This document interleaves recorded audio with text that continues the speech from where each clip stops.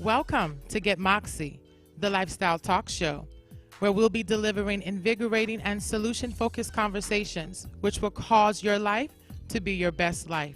Welcome your host and lovely life coach, Miss Nellie B, and the Moxie gent himself, Mr. Eli Isabel. So get ready to enjoy your life, but do it right, because it's time to get Moxie. Welcome back to Get Moxie, your lifestyle talk show. Thank you for joining us again. I'm your host, Coach Nellie B, along with the Moxie gent himself. I am Eli Isabel, and it's a pleasure to be back. Yes, absolutely, absolutely. Feels like it's been a long time since we've been in the studio. It has been, but we're back, so we're here to have a good time today. Thank you guys for tuning in and joining us here on your Lapa TV 28 with Get Moxie. We are excited about today's show. We have a wonderful guest with us here today. Do you want to introduce her? Yes, I would. It would be my absolute pleasure. Today, guys, we're going to have Ms. Shay Marriott joining us. She is one of the founders of the Souls of Women, and they have a big conference coming up next month, and it's called Sister. I said sister earlier, but it's called Sister. I have to say it like that. Yeah. I Got Your Back.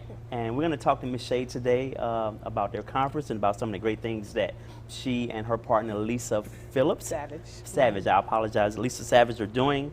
And we're going to get into that today along with our topic for today. Hi. Today we're going to also be talking about the barriers of complexion, interracism.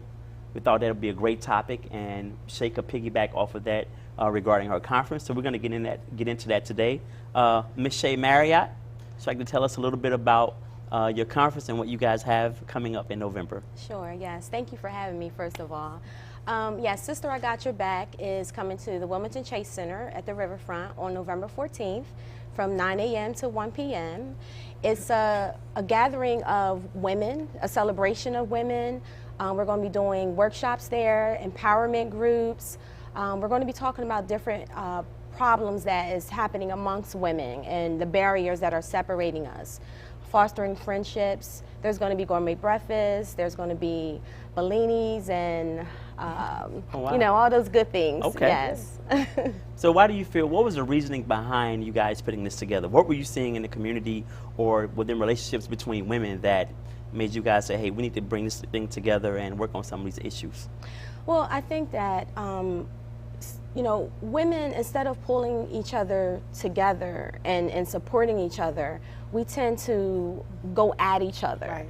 And it's very sad to see, you know, from the young girls all the way up to grown women, adult women, we don't stick together, and we need each other. Women need other women, you know. So we're seeing a lot of separation within, you know, the female group, and we're just trying to, you know, foster these friendships, and, you know, let people know that, you know, you hurt, I hurt, you know, but, you know, this is a time of healing. This is a time to come together and empower each other. So I have a quick question. Do you think a lot of the separation that you speak of amongst the women, do you think a lot of it has to do with kind of what we're talking about today's topic is the barriers to complexity? Because I know even myself growing up in New York, you know, you get the light skin, the dark skin, you know, that complex of, oh, you know, a man don't want me because I'm not dark or light or whatever. Do you think that has a part to play with it? Or even the interracism, you know, the hate against each other, and we're all black, you know? Yes, absolutely, absolutely. I mean, I know growing up, I'm originally from New Jersey, but growing up, I would see that a lot. You know, girls feeling like they're not pretty enough because they're not light skinned. You know, or the parents telling them that. I mean, it starts at home as well. You know, we model what we see from our parents. So even, you know, growing up in my time period, now working with, you know, some of the little girls that I work with, I see little girls don't like the color of their skin, you know, or they don't think they're pretty because they're too dark, and their mothers are telling them that. Okay. So yes. And I think that too lends to, I work for a local nonprofit organization, and we work with little children.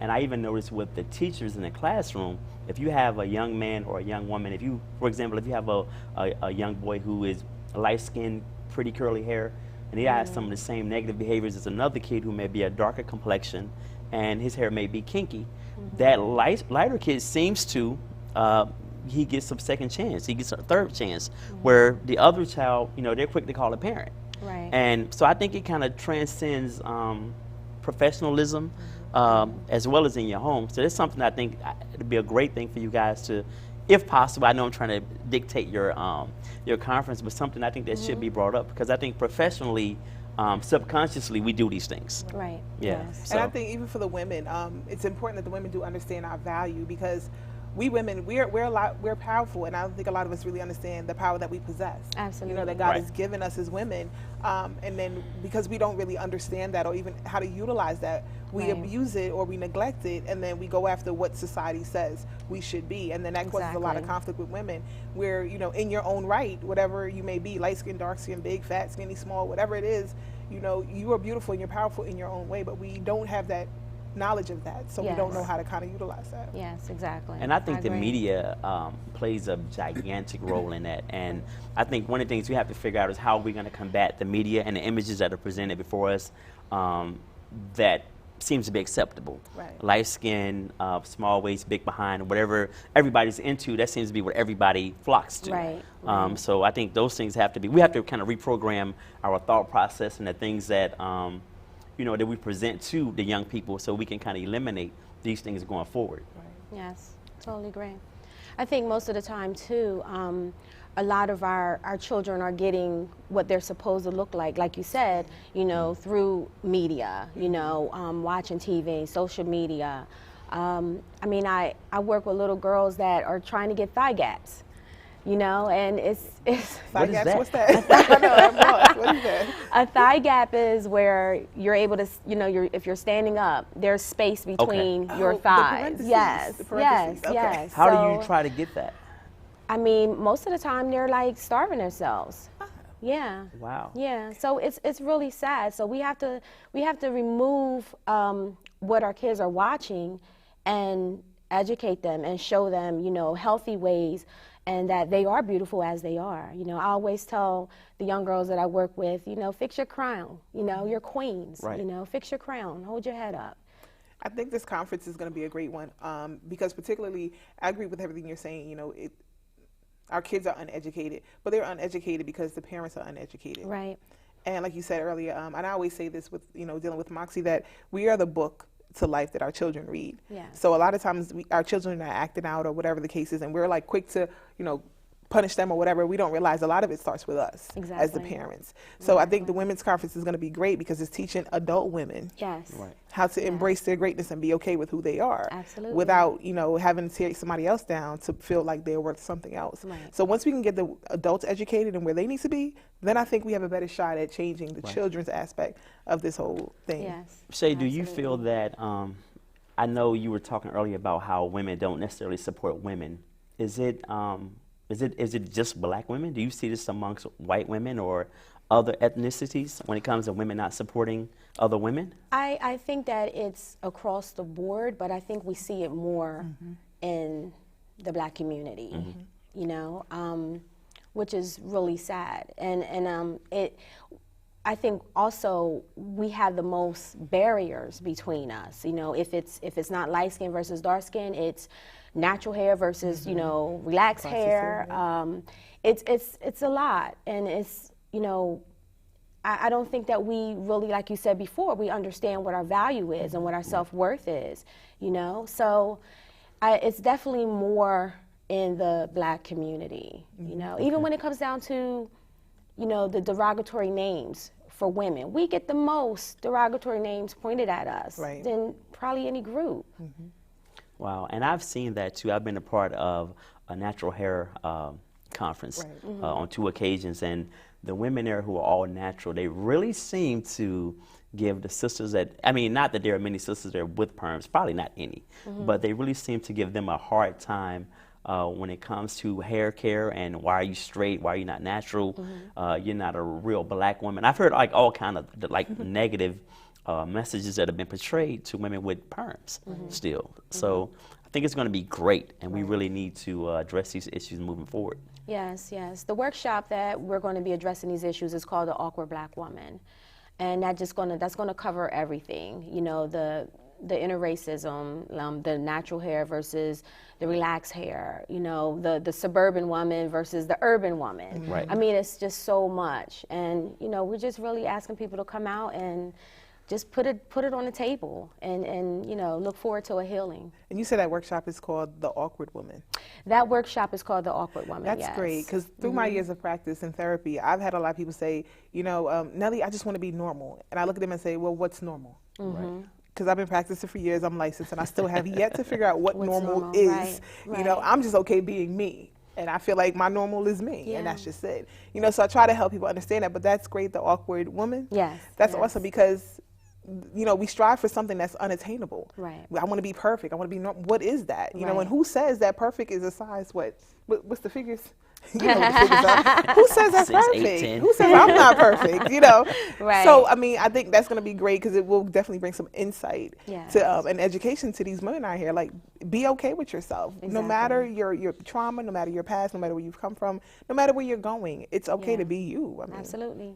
Do you ladies think that here in 2015 that the complexion still plays a major role in employment within different opportunities? Have you, either one of you, experienced that before, or within this current time frame? Yes, I absolutely do. I have a colleague that she's very fair complexion, and she works with a lot of young black youth, and they don't connect to her because of her complexion. You know, they thought she was Caucasian. They thought she was everything except for what she is, which is a black woman. Right. So she found it very challenging, because when she would try to work with these kids and really pour her heart out to them, it was just like, well, you don't understand our struggle. You're not black enough, because her skin was very fair. Wow. So yeah, I definitely do think that it does. It exists. It definitely exists. I mean, it makes a difference when a woman comes in to her job and she's wearing, you know, an afro versus her hair straight. Right. I mean, we see it all the time on the news where, you know, women are speaking up about it, and it's really not fair. I've actually witnessed that personally. I've had a girlfriend, her first name is Aikisha, and I'm putting her on blast, but her first name is Aikisha. Her middle name is like Diane. And when she was applying for jobs and she had Aikisha on there, she would never get calls back. Wow. The moment she put Diane on there, jobs out the wazoo. I mean, she got offers, and not just like little offers, I mean money and everything. And I was just like, that is crazy, all from a name. Yeah. You know, so I agree, it's still very valid. And I think, like you said earlier about your coworker who's very fair, I get, especially working again in this field, I get people want people that you can relate to. Yes. But we're so stuck on the physicalities. Yes. We don't give the person an opportunity to actually show who they are, to see, can I relate to this person? Right. You know, but it's that stigma, and we have to get past that. And it starts with us. We have to be confident enough to say, okay, I may be very fair, but I have the knowledge and I have the education, so I'm going to need your attention for a minute and give you what it is that you need. Right. You know what I'm saying? Absolutely. So, yeah, I think that we often question a person's blackness based upon complexion, and not only their blackness, but can you relate to me? Like you said, can you relate to me? Have you struggled? Have you been thrown on the ground by the police and tased, or whatever? We tend to think blackness, the black experience is today. And I think that's another thing we have to really, really get beyond. I think today we really buy into the negative stereotypes of being black more so than all the great things about being black. Right. And whether we're light or dark, we just tend to latch on to the negative. If a person speaks very well, that's like one of my biggest pet peeves. So why are you talking white? You know that right there. I don't know how we're gonna get around that, but that's something that we really have to work on as a community, regardless of if we're light or we're dark. Yes. And you know, the talking thing is something I can attest to. I went through this, and actually this happened in a church. Yes, in the church. They were looking. Surprised. This previous church I used to go to, they were looking for someone to be the MC for the service. And me coming from New York some years ago, I still have an accent slightly, but it was stronger back then. And you know, I offered, you know, to MC the service. And one of the young ladies looked at me and was like, Nellie, you can't MC because of the way you talk. And I said, well, how do I talk? She's like, you too ghetto. Oh my. Wow. And I was kind of like, huh? How am I too ghetto? I'm from the suburbs. I'm from Long Island. What do you mean? That's not ghetto. But because I had a New York accent Right. that was thicker than the Delaware accent or whatever it may be, you know, I was told that. And it really, it kind of took me back. Like, seriously? You know? Wow. I mean, I eventually got the position, you know, and tore it up. But, no, but seriously, it really took me back. I was really surprised. And everybody was kind of like laughing it off. But I was just like, you know, so it formed a kind of a complex with me, but I've come to realize, listen, this is me, whether you like it or not. Right. I'm gonna talk the way I talk, and that's just it. Right. Are you guys going to be dressed? What are some of your other workshops that you guys will be? We have a workshop called The Power of Prayer, which I'm very excited about it. So if you guys saw War Room, I mean, it was a phenomenal movie, but The Power of Prayer is really about, you know, just getting back to praying and learning how to pray. We do have a workshop called Get Over It. You know, that's talking about, you know, everybody go through life crisis, you know, there's always change going on. So when there's stuff coming at you, you have to be able to just work through that and not use it as a crutch or an excuse. You got to get over it. You got to move forward. Well, these workshops, the workshops you ladies created, were they created due to life experience, due to things you've observed? How do you come up with the topics for the workshops? It's both. It's life experiences. It's definitely what we're seeing. I mean, I'm a therapist as well, so I work with a lot of women. And, you know, I'm looking at the situations, I'm looking at the things that women are struggling with. So we're putting this together, you know, for the community to just come out and learn how to get through some of this stuff.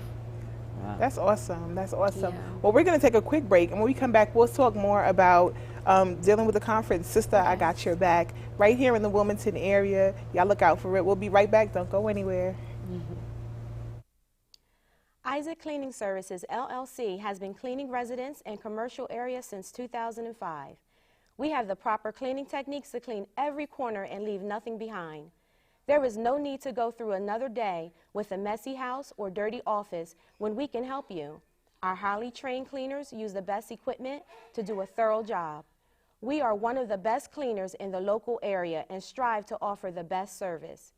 If you have a home or building that needs a good cleaning, give us a call or visit our website for more information about the types of services we offer. Hi, my name is Lisa Savage. And I'm Shay Marriott. And we are the Souls of Women. We'd like you to join us for Sister, I Got Your Back workshop at the Chase Center in Wilmington, Delaware on the riverfront at 9 o'clock in the morning, November the 14th. Please join us for a gourmet breakfast, cocktails, and empowerment workshops, networking, collaborating, and just a great life-changing experience. You can register by calling 866-639-1505 or go to www.thesoulsofwomen.com. Make sure you follow us on Facebook at Sister I Got Your Back. SISTA, I Got Your Back. Thank you.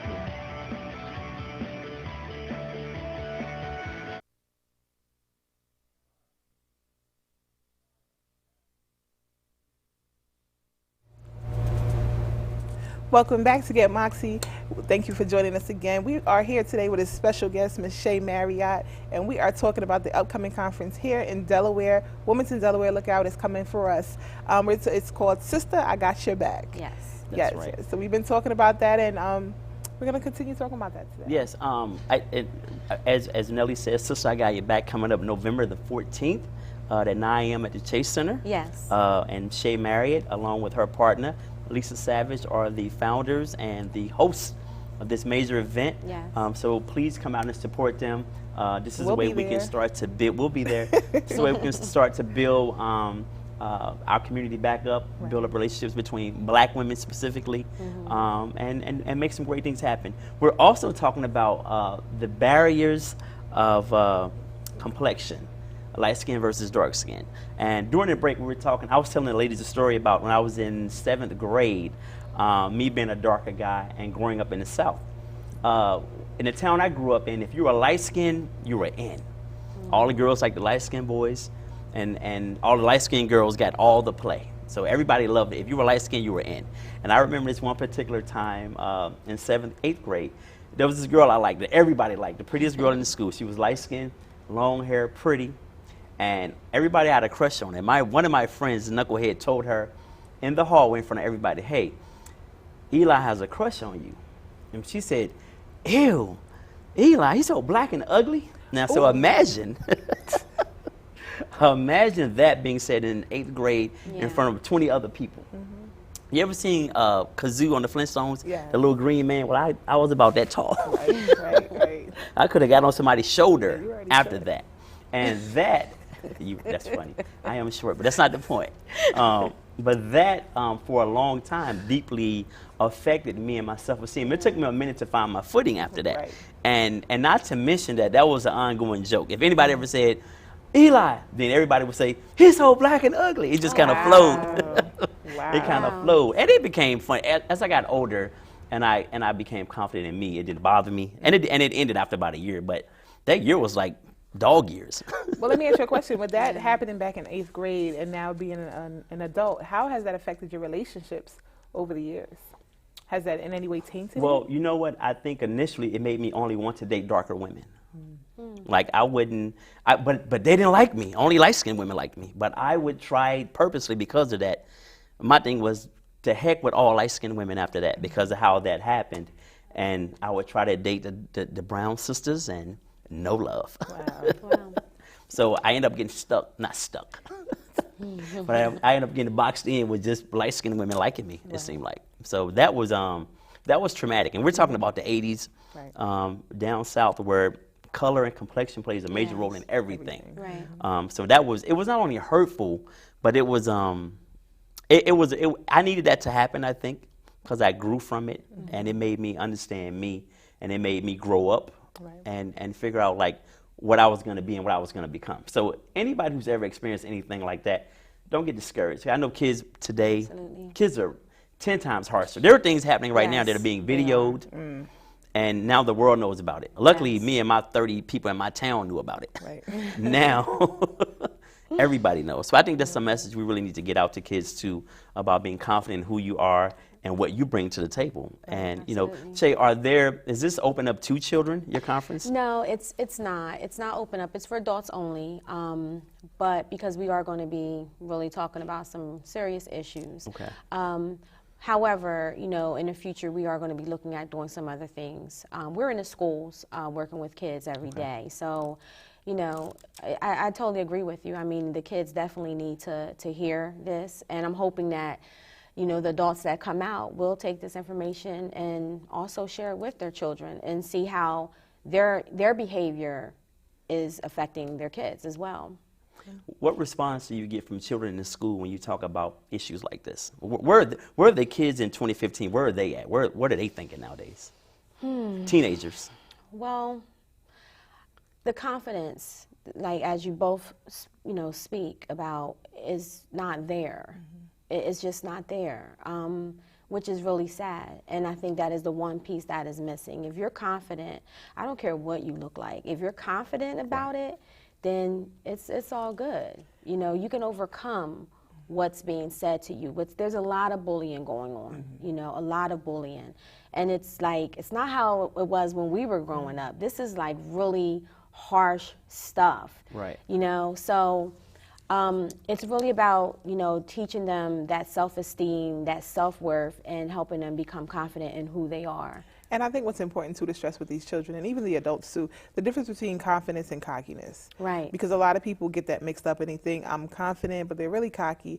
And again, as a therapist, like we've talked about, you know, when a person presents certain ways, it shows their insecurities. Exactly. And like, so people would think, oh, I'm confident, this is just me being me. Right. Even some children, because I've seen it, you know, I don't work in the school system, but I've seen some children and they're acting out and they're being confident. But when you really see past that, like you're very insecure, Right. you know? So I think the education is very important because people, they get that line is blurred. Right. It's blurred a lot. And then they feel like they're portraying one thing, but they're really showing the negative side of them, you know? And that happens both ways with boys. I've worked with young men who are light-skinned and they maybe have been bullied and they're like really good-looking young boys and the girls like them. And they get picked on by the other boys because they're maybe jealous of the attention they get. Right. And they end up feeling like that they have to be harder or they have to be tougher or they go to more extremes to fight people and to hurt people because they're light-skinned and they feel like they're being viewed as soft. When, you know, why is dark being viewed as hardcore or you're tougher or you're stronger, you're meaner.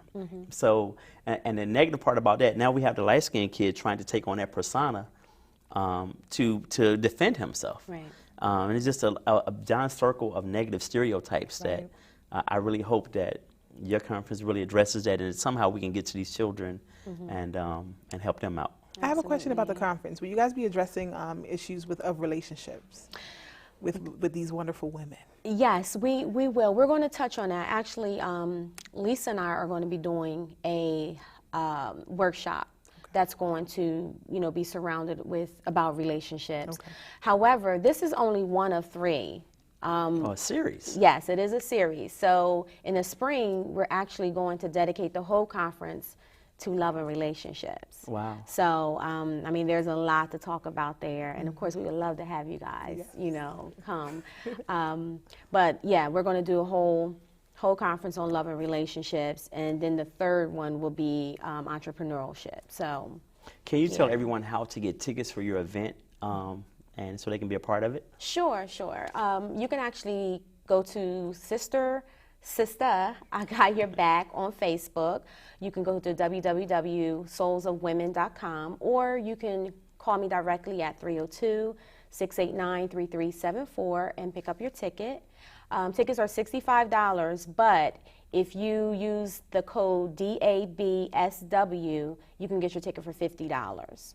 Okay. All right, fantastic. Yes. And thank you for that, Shay. And before we wrap up, I want to really quick talk about the mental health community lost one of the greatest psychiatrists and an even better person this past week, Dr. Caroline Econ. Rest in peace to her, and our condolences from the Get Moxie family to hers.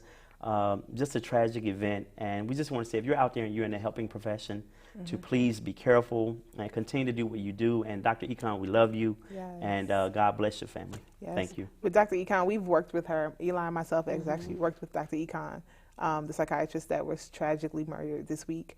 And I definitely just want to piggyback and definitely send our condolences to the family.